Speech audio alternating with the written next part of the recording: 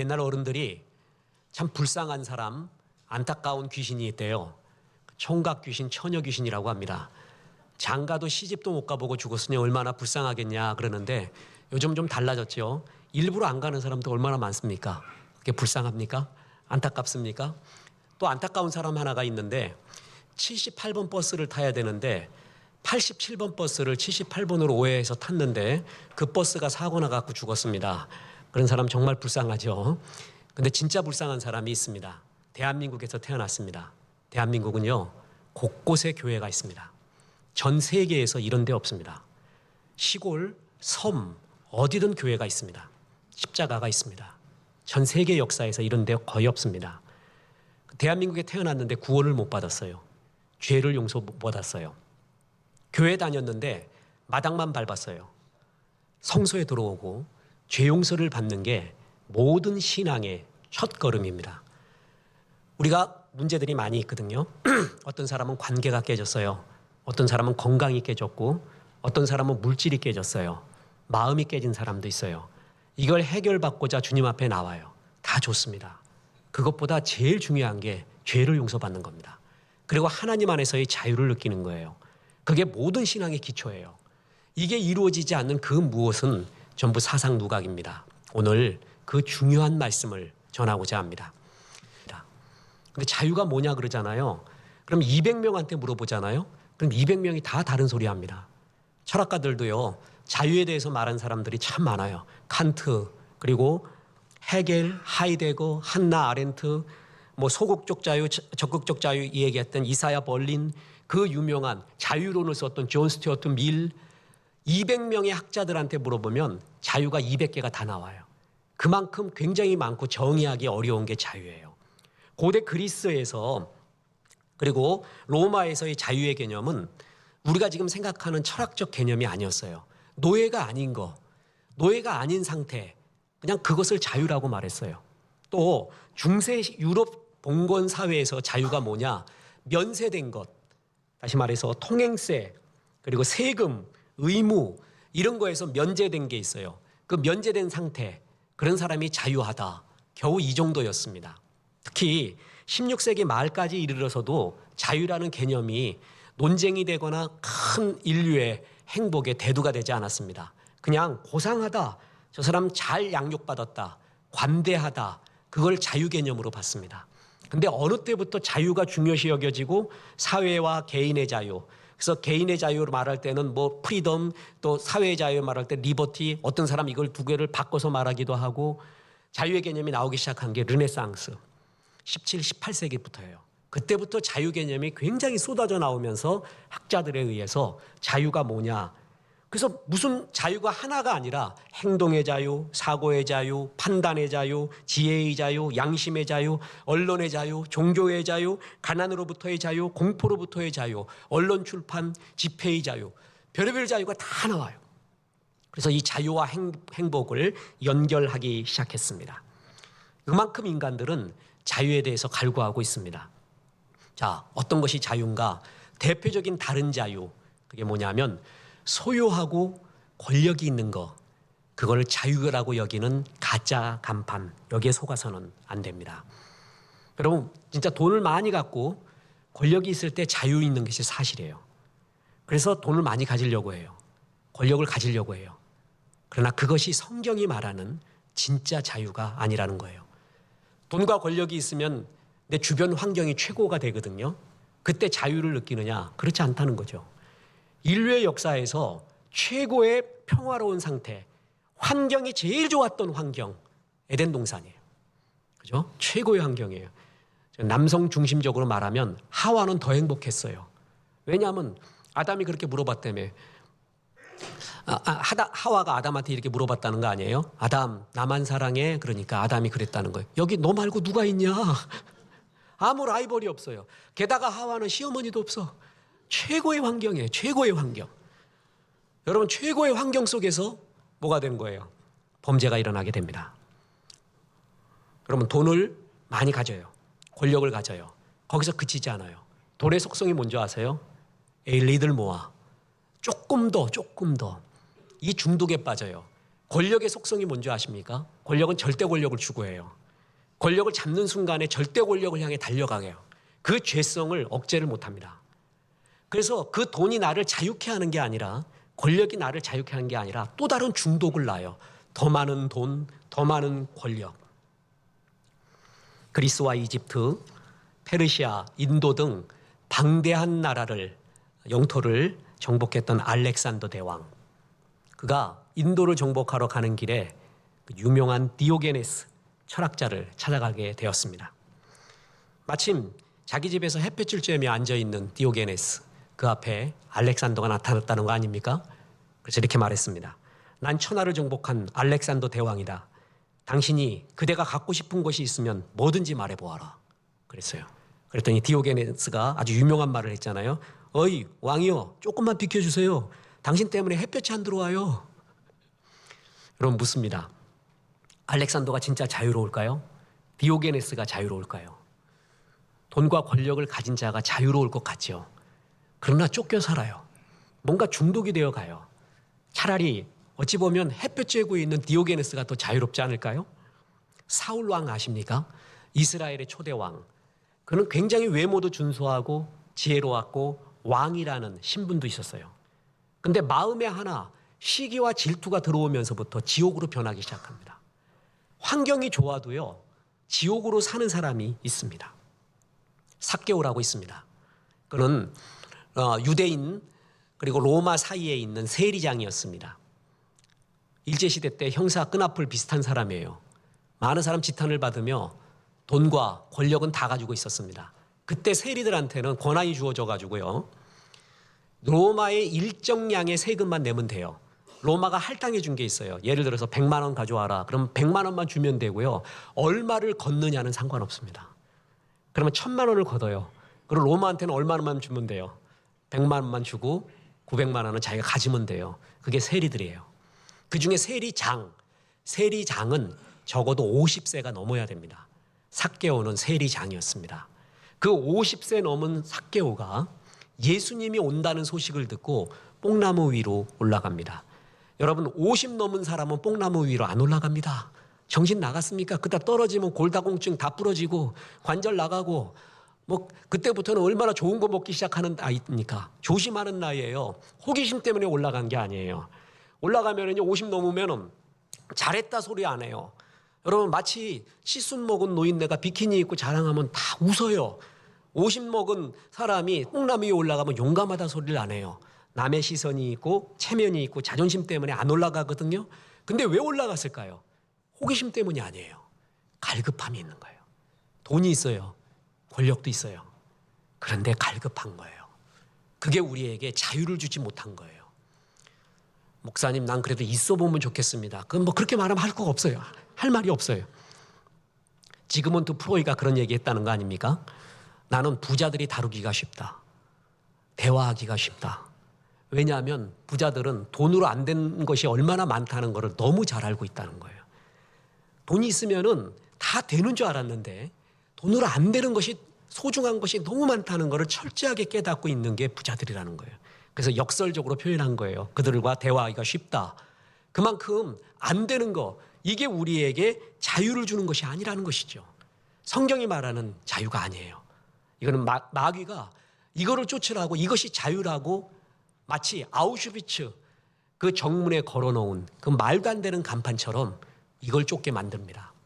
또 하나 다른 자유가 있습니다. 하나님이 말하는 자유가 아닌 가짜 자유가 있습니다. 그것은 내가 주인이 되어 사는 자유. 이것은 가짜 자유입니다.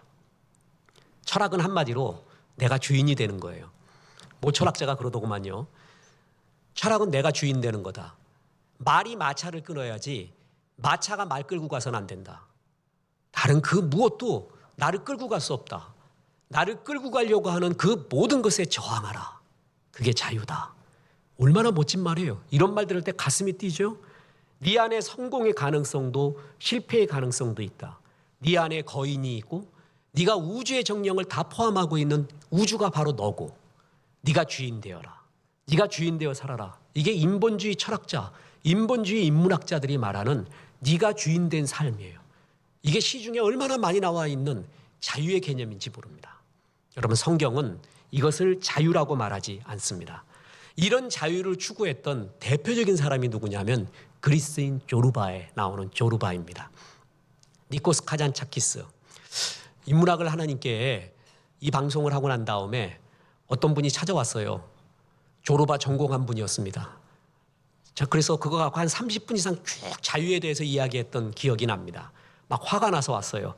조르바의 자유가 아니라 그러니까.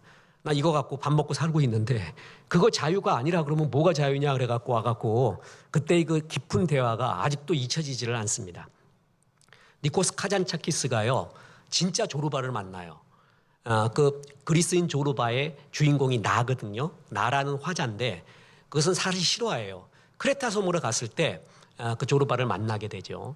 주인공이 갈탄 광산을 경영하기 위해서 사람들을 채용하는데 그때 조르바를 만나요. 근데 주인공은 굉장히 금욕적이고 정신적인 사람이었어요. 이 조르바는 표현에 의하면 어떤 사람이냐면 위대한 야성의 영혼을 가진 사나이, 아직 모태인 대지에서 탯줄이 떨어지지 않은 사나이. 대단해. 그래서 이 주인공은 조르바 통해서 먹는 즐거움을 알아요. 야, 이 세상에 먹는 것도 되게 즐겁구나. 그래서 실컷 먹어요. 그리고 춤을 춰요. 그리고 이성에 대한 즐거움을 알아요. 마구마구 만나 여자들을. 이제껏 하지 않았던 거, 여기에 자유가 있구나. 이때 그리스인 조르바를 이끌고 가는 위대한 명문장이 있습니다. 저도 이 문장이 참 멋있다고 보는데, 화자, 주인공 내가 조르바에게 묻습니다. 인간이라니 무슨 뜻이요? 조르바가 대답합니다. 자유입니다.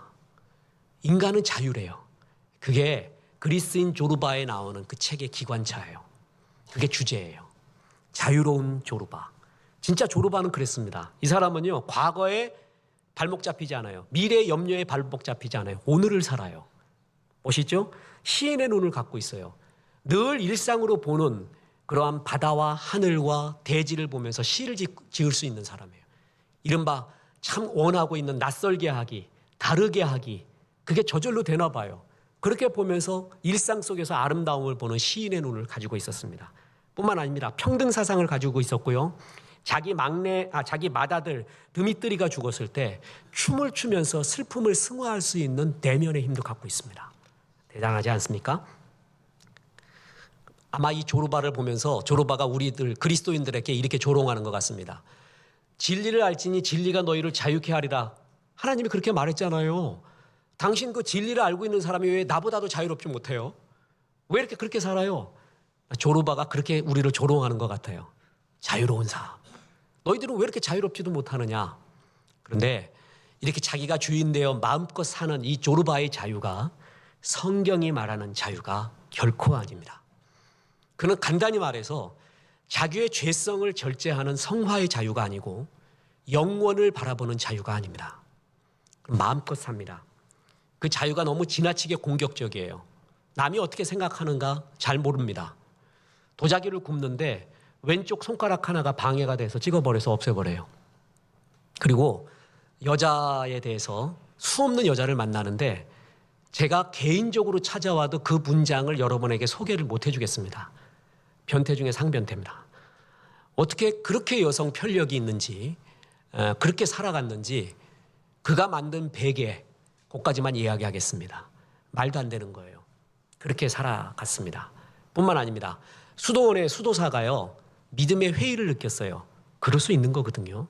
목사도 전도사도 장로님도 권사님도 성도님도 믿음의 회의가 오고 방황할 때도 있는 거예요. 그 회의를 가진 수도사를 꼬드겨서 수도원을 불타게 만들어요. 불질러버려요. 그리고 그걸 보고 그 푸른 대지 앞에서 춤을 추고 있어요. 여러분, 이게 자유예요. 이게 진짜 자유일까요? 무엇보다 조르바는 오늘만 있어요. 물론 어제를 잊어버린 거 좋습니다.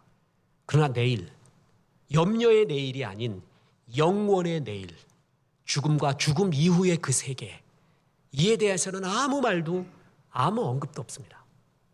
사람은 하나님이 영원을 사모하게끔 만들었습니다. 그래서 전도서 3장 11절에 보면 하나님이 모든 것을 지으시되 때를 따라 아름답게 하셨고 또 사람들에게는 영원을 사모하는 마음을 주셨느니라.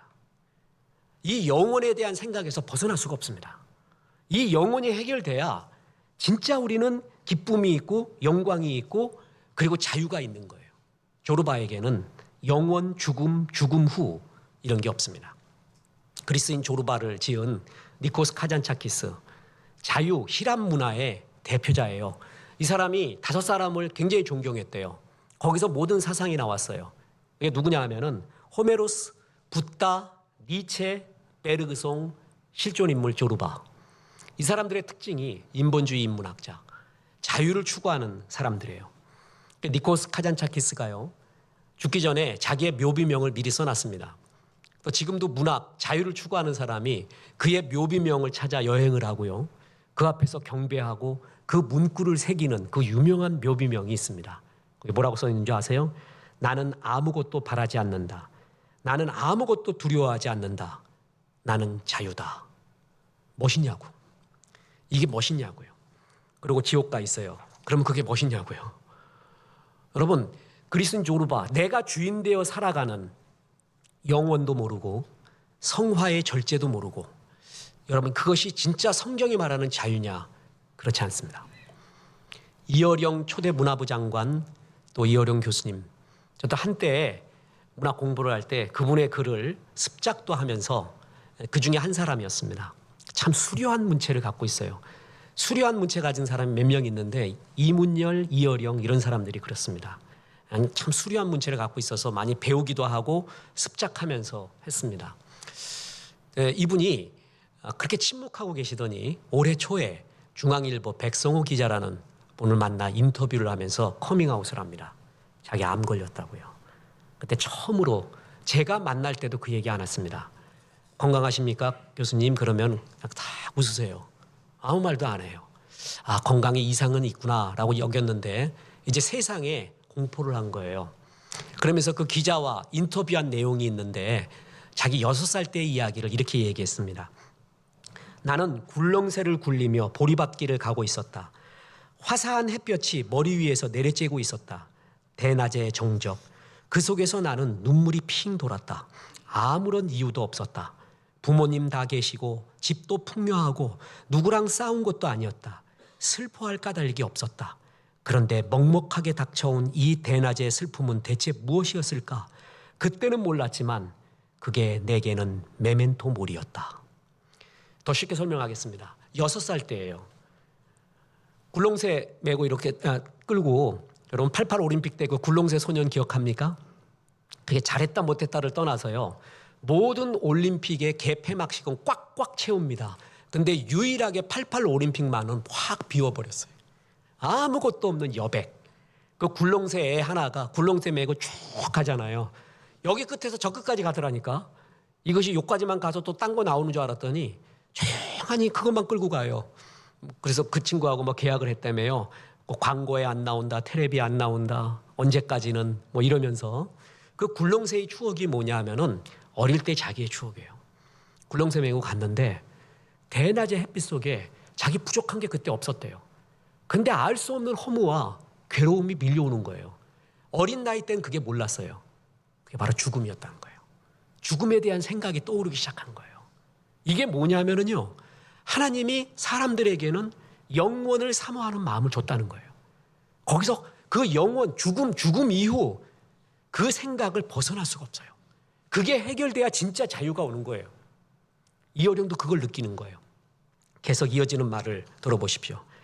내가 병을 가진 걸 정식으로 제대로 이야기하는 건 오늘이 처음이다. 부분적으로 알려지긴 했지만 의사가 내게 암입니다 했을 때 철렁하는 느낌은 있었다. 그런데도 경청동지할 소식은 아니었다.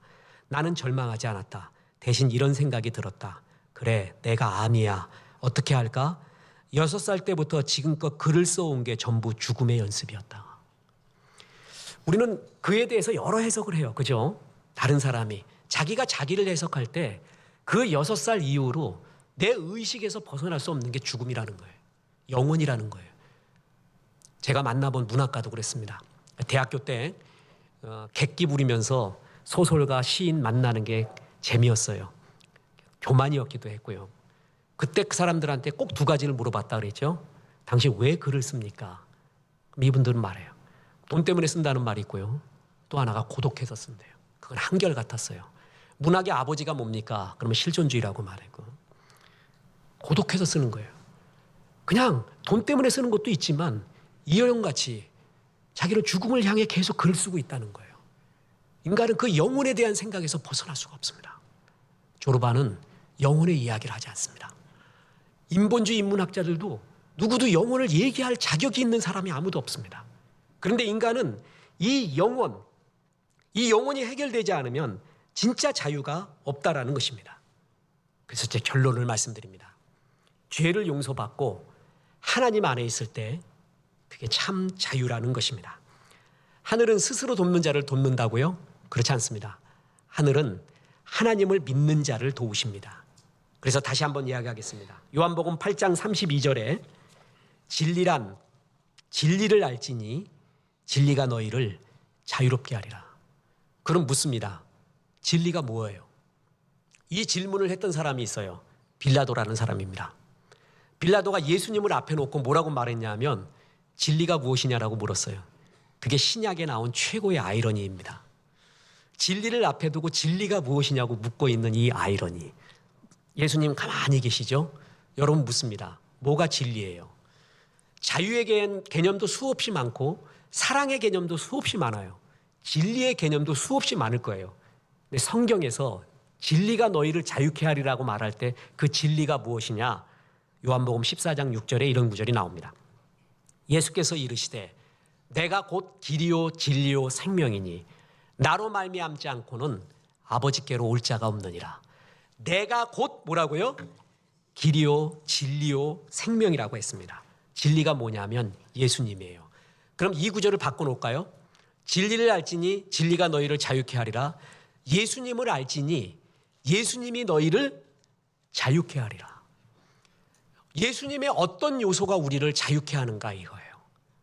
예수님은 여러 사역을 했습니다. 여러 일을 하셨어요. 가난한 자를 일으키시고요. 귀신 들린 자를 쫓아주시고요. 어눌한 자를 일으켜주시고요. 병든 자를 살려주시고요. 여러 일을 하셨어요. 그죠?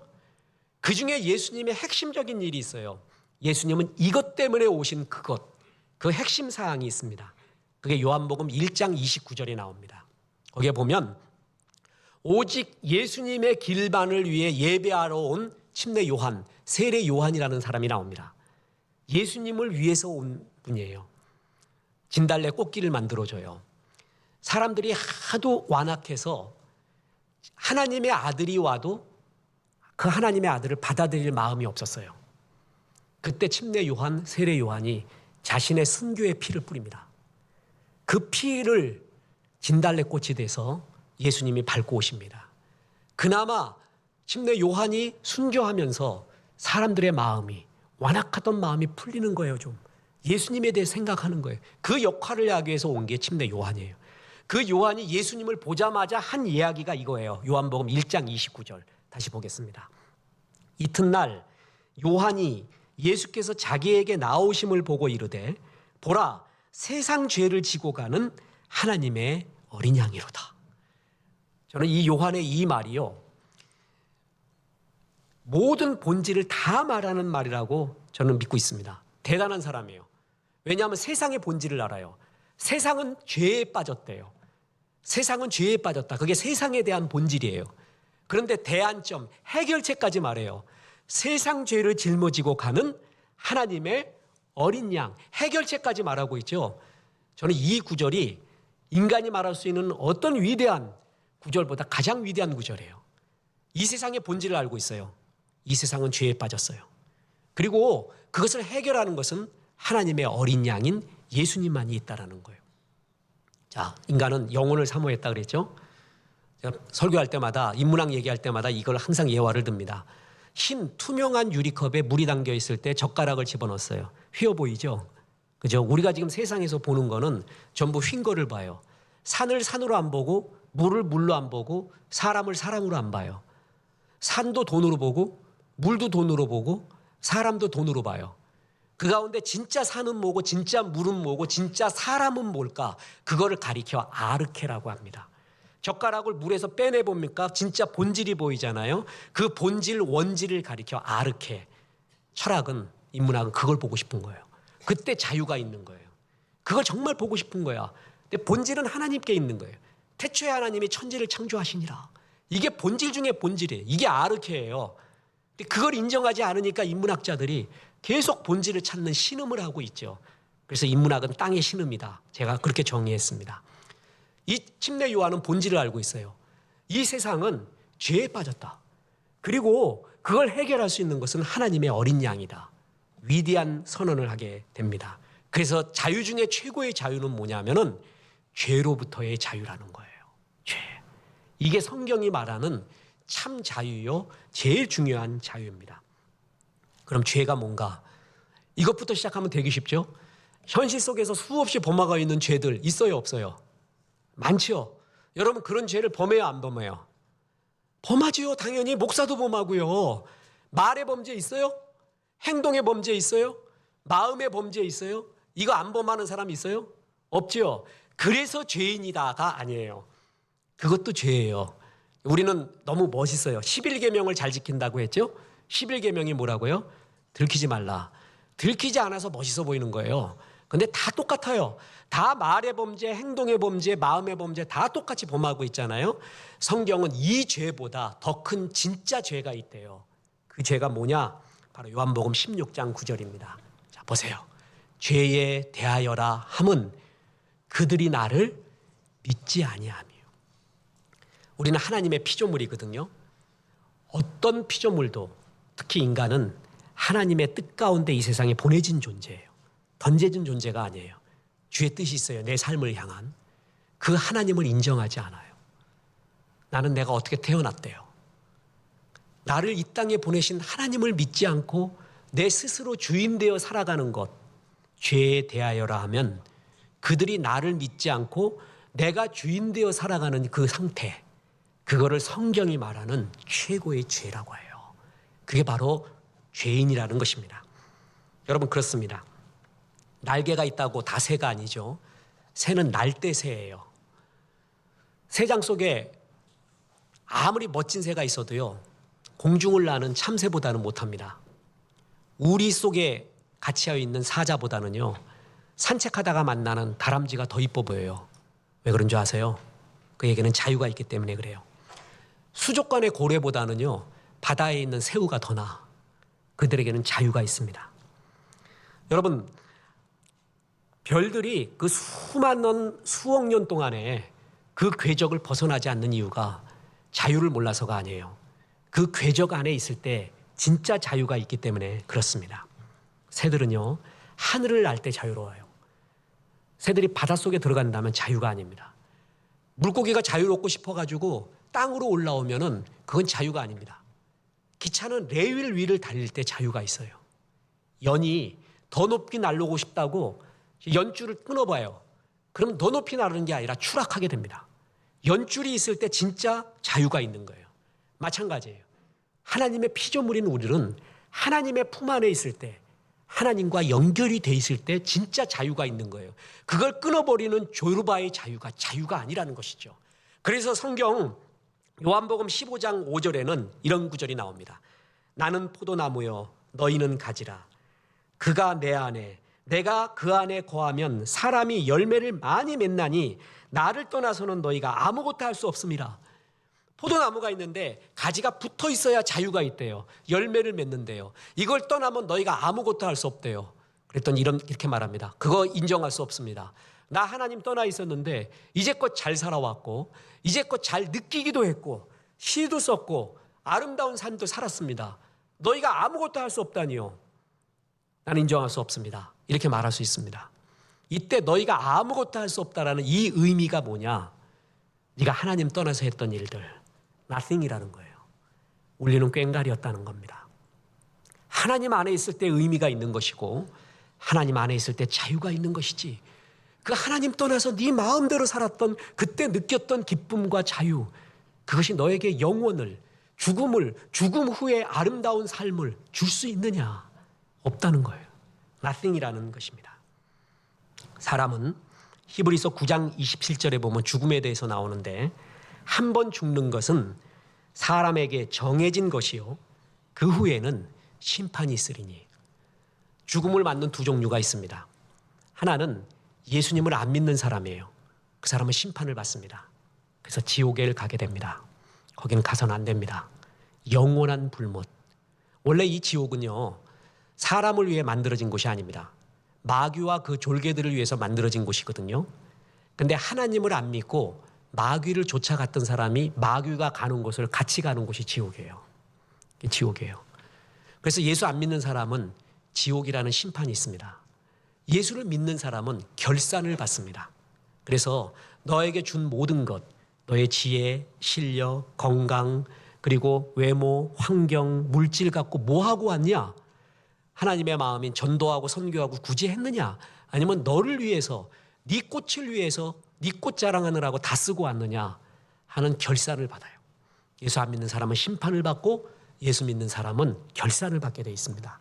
그래서 한 번 죽는 것은 사람에게 정해진 것이요 그 후에는 심판이 있으리니. 자, 우리는 하나님을 떠난 죄가 있습니다. 현실에서 수없이 범한 죄들이 있습니다. 이거를 해결하는 방법을 인본주의자들은 선한 일을 하래요. 네가 죄 지은 것보다 더 많은 선을 행하래요. 아니면 저 사람보다 더 많은 선을 행하래요. 그렇게 갖고 죄가 용서받지 못합니다. 하나님이 인정하는 죄 없는 상태라는 것은 한 점 흠이 없어야 돼요. 그게 천국의 개념이에요. 한 점도 흠이 없는 정도의 개념. 그게 성경이 바라는, 하나님이 바라는 죄 없음이에요. 그래서 죄를 용서받으려면 두 가지 방법이 있습니다. 하나는 한 점 흠이 없게 살아야 돼요. 모든 율법을 다 지켜야 돼요. 근데 거기에는 어떤 것도 들어가냐면 마음의 법까지 있어요. 십계명 중에 제일 마지막은 뭐냐면 네 이웃의 것을 뭐라고요? 탐내지 말라 그랬죠. 탐, 마음의 법이거든요. 하나님이 인정하는 의의 수준은 마음까지 깨끗해야 돼요. 바리새인은 겉은 되게 뻔질이했어요. 그리고 잘 숨겼어요. 11계명을 잘 지켰단 말이야. 마음까지는 안 그런 걸 예수님이 알고 너 율법의 행위로 선한 일로서 구원받으려면 마음까지 깨끗해야 되는데 너 그러냐? 그걸 물어봤잖아요. 그때 아무도 대답할 수 없는 거예요. 그래서 선한 행위로 구원받을 육체는 하나도 없습니다.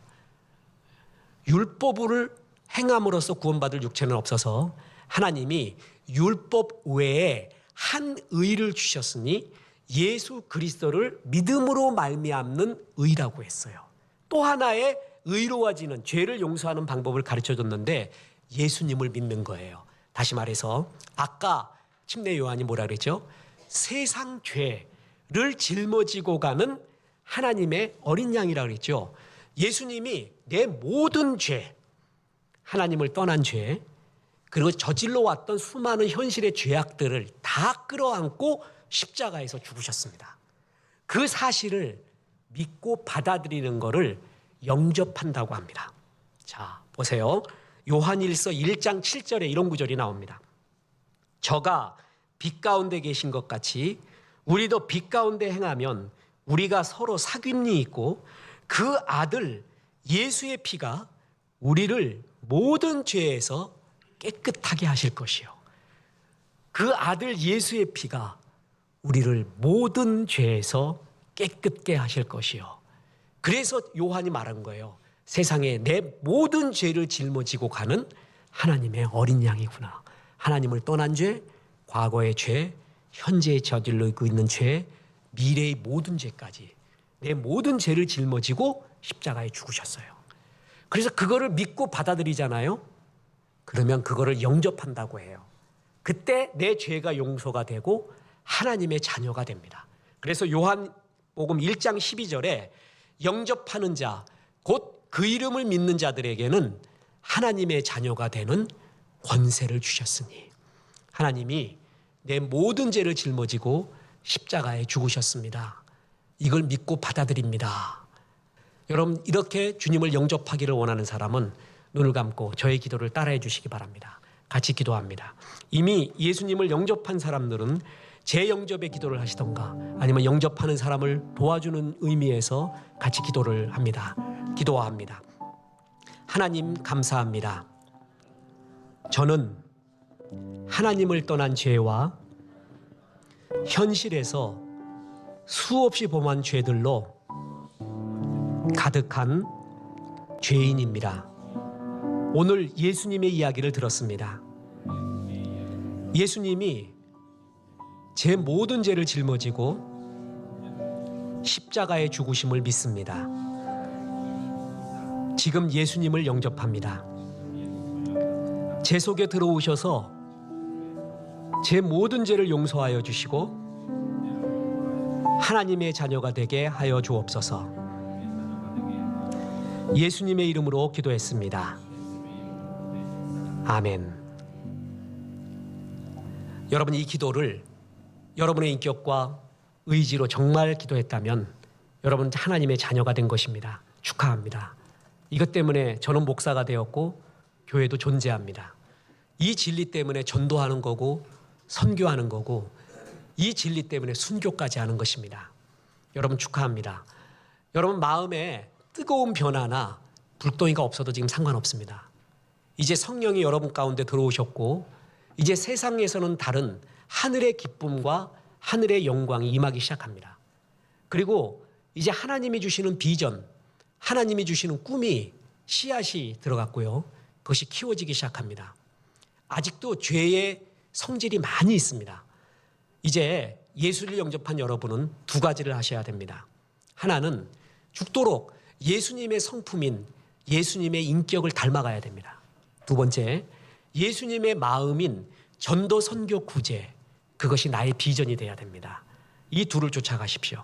이것이 영원한 삶입니다. 후회 없는 삶입니다. 그리고 이것이 하늘이 정말 기뻐하는 영광의 삶입니다. 그래서 여러분 통해서 많은 영혼이 주 앞으로 돌아오는 복의 통로가 되시기를 주 예수의 이름으로 축원합니다.